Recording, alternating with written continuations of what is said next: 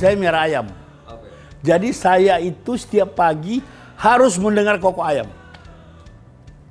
Kalau saya ke luar negeri, kalau saya kemana yang nggak ada ayamnya, ada rekaman. Saya harus dengar kokok ayam. Papa saya orang Padang, mama saya orang Nias, ya. Katanya, saya juga nggak tahu. Jadi usia beberapa bulan saya lahir di Padang, dibawa ke Pulau Nias. Pulau itu kecil sekali di Samudra Hindia sana. Kalau naik kapal kayu dari Padang itu bisa 24 jam di salah satu gugus Samudra Hindia. Saya di sana sampai kelas 2 SMP. Setelah kelas 2 SMP, saya dipindahkan sekolah di Padang, saya selesaikan SMA saya di Padang. Nah, kalau ditanya saya orang apa, saya lebih senang mengatakan saya orang Nias. Kenapa? Karena masa kecil di sana itu luar biasa. Misalnya, kita nggak ada hiburan. Hiburan kita kalau kapal datang, kita lari dari rumah, lari ke pelabuhan, ngelihat orang. Orang baru datang, barang datang, nanti kita ceritain sama orang-orang. Jadi, kemudian saya menyelesaikan SMP dan SMA saya di Padang. Nah, waktu saya kuliah itu ada namanya penerimaan mahasiswa itu sistem proyek perintis. Saya diterima di USU, Fakultas Hukum. Nah, Fakultas Hukum selesai kuliah dari mahasiswa itu ngurus sibuk organisasi sampai terlambat, sampai mau di DO segala macam. Datang ke Jakarta juga masih urus organisasi, tapi cita-citanya mau jadi notaris. Lupa saya cita-cita saya. Sekarang jadi politisi, jadi lawyer sebenarnya. Jadi kita membesarkan dan menghidupkan keluarga dari profesi yang sah.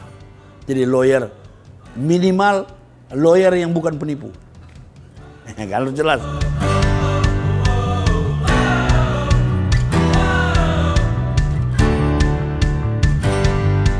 Nah, olahraga itu jalan kaki. Saya hobi juga berenang, tapi tiap pagi saya pasti jalan kaki.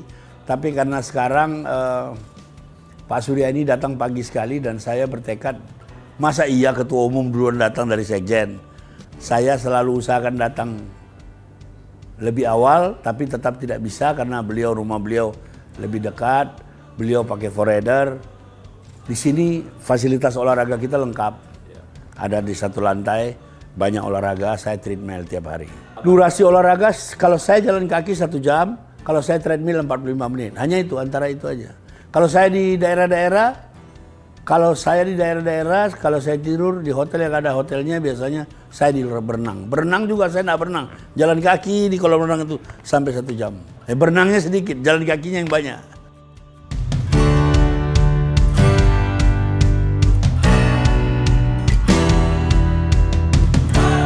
Jadi gini, anak saya 3, itu ada foto di sana. Anak saya 3, itu nanti bisa lihat sana. Anak saya 3, puji Tuhan, 3 berpendidikan Eropa, 2 sudah selesai S2. Yang hobi sekolah mereka juga aneh-aneh. Yang pertama itu sekolahnya di Business Football Academy di Portugal. Jadi dia sekolah S1-nya di Unpad, S2-nya di Portugal.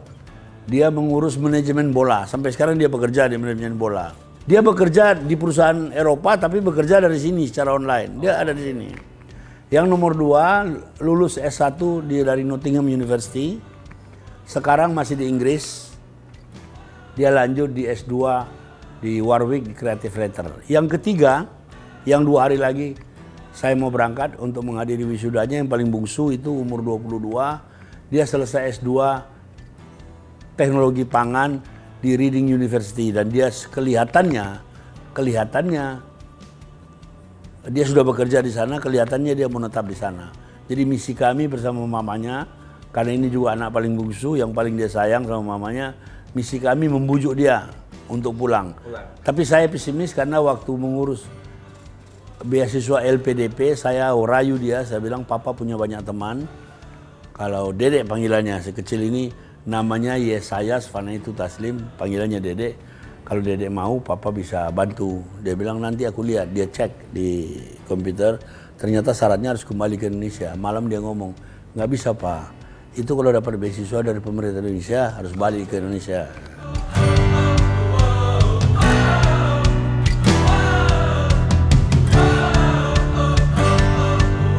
Kalau saya tidak banyak bicara sama anak-anak, tapi memberi contoh. Misalnya ketika anak pertama saya lahir, saya janji sama dokter yang menerima kelahirannya tidak merokok. Sejak itu saya tidak merokok. Jadi anak saya bertiga tidak pernah merokok. Paling tidak depan saya karena saya tidak pernah merokok.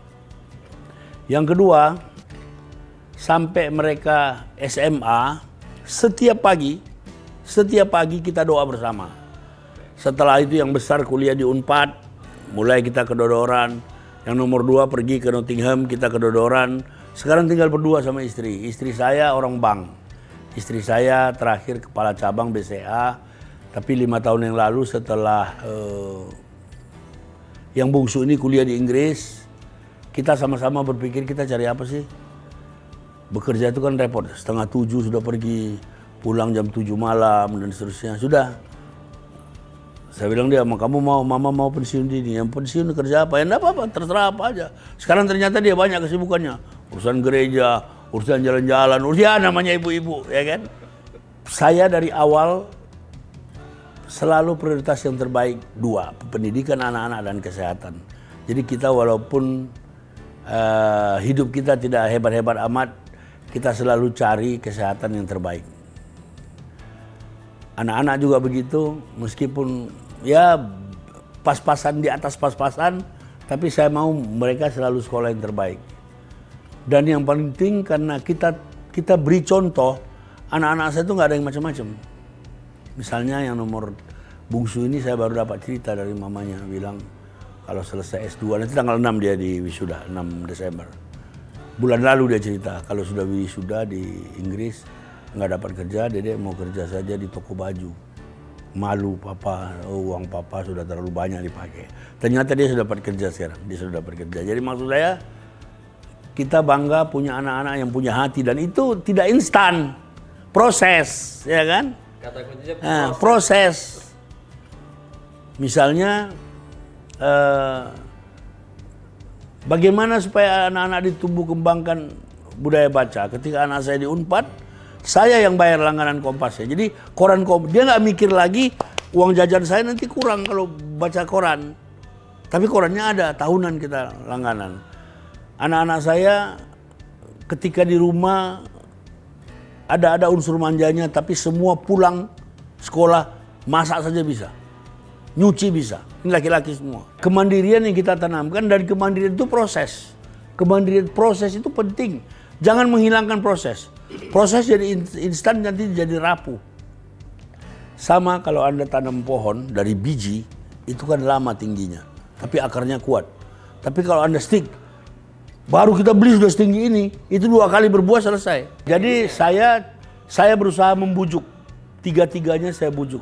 Untuk salah satunya jadi lawyer. Saya tunjuk buku saya. Buku papa ribuan, masa nggak ada yang teruskan? Ya, masa nggak ada yang teruskan?